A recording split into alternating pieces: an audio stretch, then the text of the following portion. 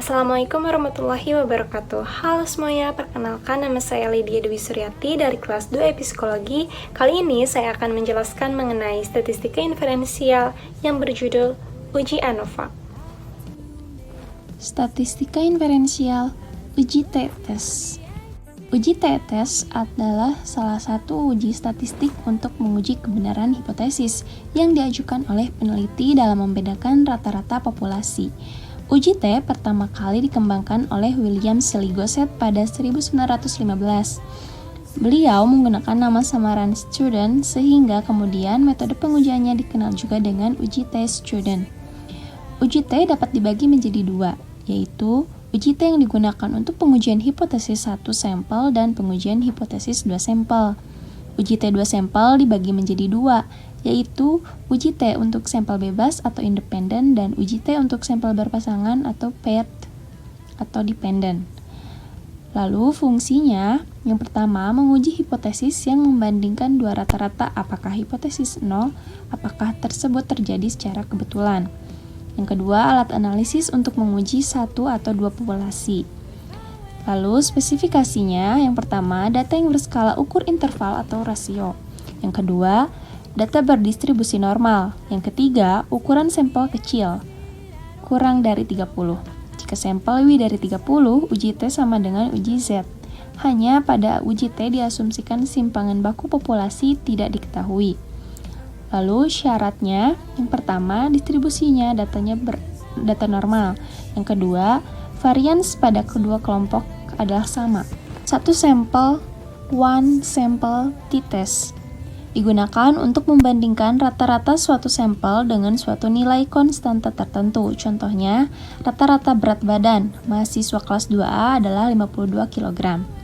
Berikut rumus one sample t-test dengan keterangan Z hitung, X rata-rata, mu rata-rata, dan standar deviasi populasi serta jumlah populasi. Dengan kriteria uji, tolak H0 jika T hitung lebih besar dari T tabel atau p-value lebih kecil dari alfa.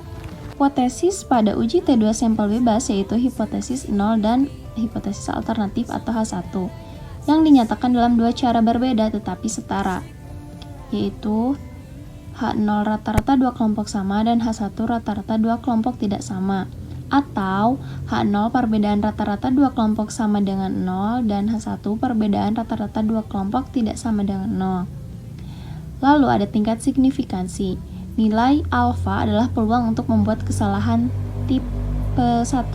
Kesalahan tipe 1 adalah kesalahan menolak H0, padahal H0 benar. Penentuan tingkat signifikansi ini bervariasi sesuai keinginan peneliti. Nilai alfa yang umum digunakan adalah 0,05% dan 0,01%. Nilai alfa merupakan batasan dalam menentukan pengambilan keputusan uji hipotesa. Lalu ada homogenitas varian.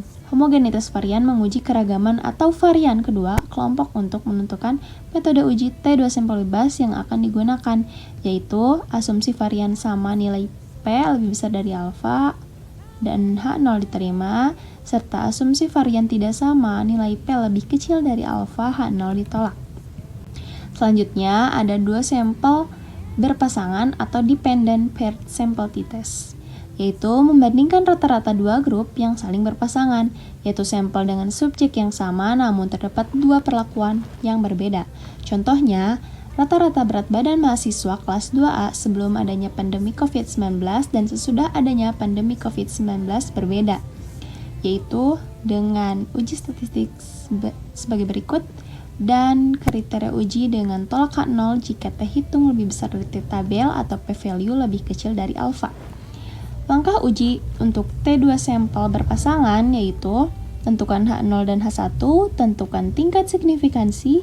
Yang ketiga, hitung nilai T dan DF, lalu bandingkan nilai T hitung dengan T tabel. Yang terakhir, pengambilan keputusan dengan hipotesis pada uji dua sampel berpasangan, yaitu hipotesis 0 dan hipotesis H1, yang dinyatakan dalam dua cara yang berbeda. Sama seperti uji sampel bebas tadi. dengan pengambilan keputusan untuk mengukur ada tidaknya perbedaan rata-rata dua kelompok yang diuji berdasarkan membandingkan T hitung dan T tabel. Nilai T hitung lebih besar dari nilai T tabel, maka H0 ditolak, serta nilai T hitung lebih kecil dari nilai T tabel, maka H0 diterima. Nah, berikut ini uji t-test dengan menggunakan SPSS. Berikut contoh kasus seorang peneliti ingin mengetahui efektivitas penggunaan pupuk A terhadap produktivitas tanaman padi. Peneliti tersebut melakukan uji pada 10 petak sawah dan hasilnya masing-masing per ton atau HA. Dan diketahui rata-rata produktivitas nasional adalah 5 ton dengan alfa 5%. Yang ingin diketahui apakah rata-rata produktivitas tanaman padi dengan penggunaan pupuk A sama dengan rata-rata produktivitas nasional. Dengan solusi pertama, hipotesis statistik uji normalitasnya H0 data berdistribusi normal dan H1 data tidak berdistribusi normal. Maka hipotesis statistik uji T-nya H0 mu dengan 5 rata-rata produktivitas tanaman padi dengan penggunaan pupuk A sama dengan rata-rata produktivitas nasional, serta H1 mu 5 rata-rata produktivitas tanaman pada dengan penggunaan pupuk A berbeda dengan rata-rata produktivitas nasional dengan alfa 5%. Nah, ini dia hasil output SPSS-nya. Dengan kriteria uji tolak H0 jika T hitung lebih besar dari T tabel atau p-value lebih kecil dari alfa. Dengan diperolehnya nilai T hitung 4583 dan p-value 0,0001 serta alfanya 0,05 dan dBn-199 diperoleh dengan T hitung 2,62. Jadi, T hitung lebih besar dari T tabel dengan p-value 5 dengan p-value lebih kecil dari alfa. Maka H0 ditolak. Dengan kesimpulan, berdasarkan hasil tersebut dapat disimpulkan bahwa rata-rata produktivitas tanaman padi dengan penggunaan pupuk A berbeda dengan rata-rata produktivitas nasional. Dengan contoh kasus 2 di pair sample t-test, akan diteliti mengenai perbedaan penjualan sepeda motor di sebuah kabupaten sebelum dan sesudah adanya ketetapan kenaikan pajak kendaraan. Data diambil dari 15 dealer. Data yang diperoleh adalah sebagai berikut. Pertanyaannya, apakah ada perbedaan penjualan sebelum dan setelah adanya ketetapan kenaikan pajak kendaraan? Dengan solusinya, hipotesis statistik uji normalitas H1 data berasal dari populasi yang berdistribusi normal dan H1 data tidak berasal dari populasi berdistribusi normal. Dengan hipotesis statistik H0, mu1 dan mu2 rata-rata penjualan sepeda motor merek A di sebuah kabupaten sebelum dan sesudah adanya ketetapan kenaikan pajak kendaraan adalah sama. Lalu sebaliknya H1, mu1 dan mu2 rata-rata penjualan sepeda motor merek A di sebuah kabupaten sebelum dan sesudah adanya ketetapan kenaikan pajak kendaraan berbeda dengan alfa 5%. Nah, ini dia hasil output dari SPSS-nya. Dengan kriteria uji tolak H0 jika T hitung lebih besar dari T tabel atau p-value lebih kecil dari alfa. Diperoleh nilai T hitung 1,31 dan p-value 0,32. Untuk alfanya 0,05 dan dB-nya N-1 sama dengan 14 dengan T hitung 2,144. Jadi, T hitung lebih kecil dari T tabel atau p-value lebih besar dari alfa, maka H0 diterima. Dengan kesimpulan, berdasarkan hasil tersebut, dapat disimpulkan bahwa secara empiris belum cukup bukti untuk menyatakan bahwa rata-rata penjualan sepeda motor merek A di sebuah kabupaten sebelum dan sesudah adanya ketetapan kenaikan pajak kendaraan berbeda. Nah, kasus yang terakhir ada independent sample test. Seorang guru matematika di salah satu SMA negeri di Bogor ingin menguji apakah terdapat perbedaan nilai ujian matematika antar kelas A dan B. Guru tersebut mengambil sampel secara acak sebanyak 15 orang siswa dari masing-masing kelas. Berikut datanya.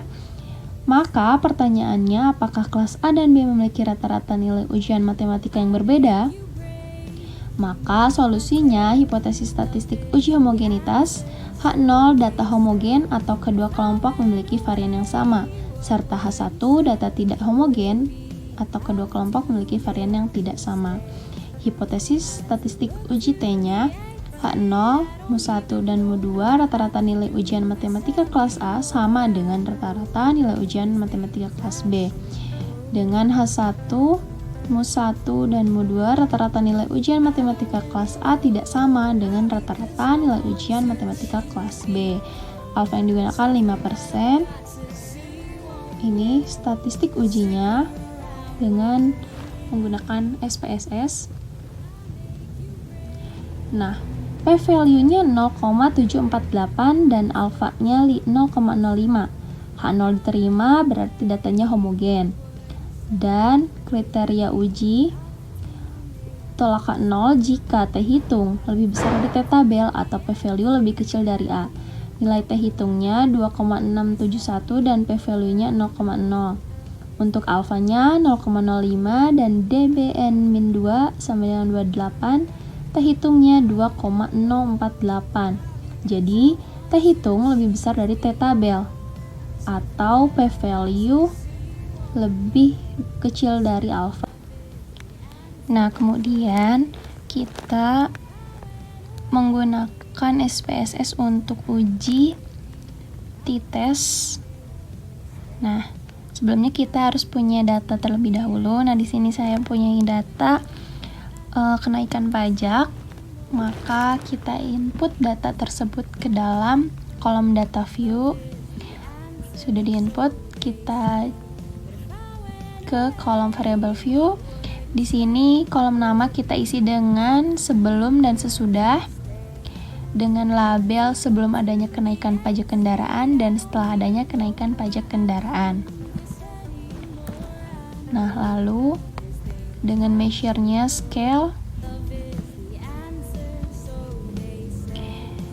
kita langsung ke analyze. Nah, di sini datanya harus kita uji terlebih dahulu apakah berdistribusi normal atau tidak. Kita ke analyze, descriptive statistic. Kalau kita klik explore, kita pindahkan ke dependent list.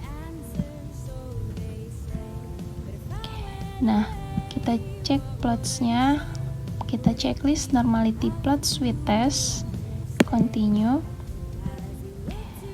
Oke. Di sini descriptive confidence intervalnya 95% ya. Oke.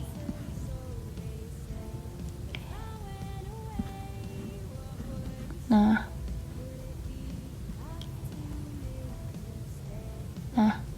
ini datanya normal ya. Lalu kita bisa lanjut ke uji t-testnya.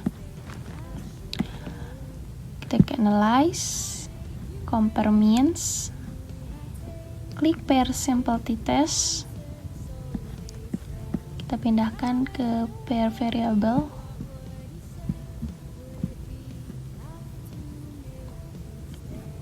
Oke, kita klik oke.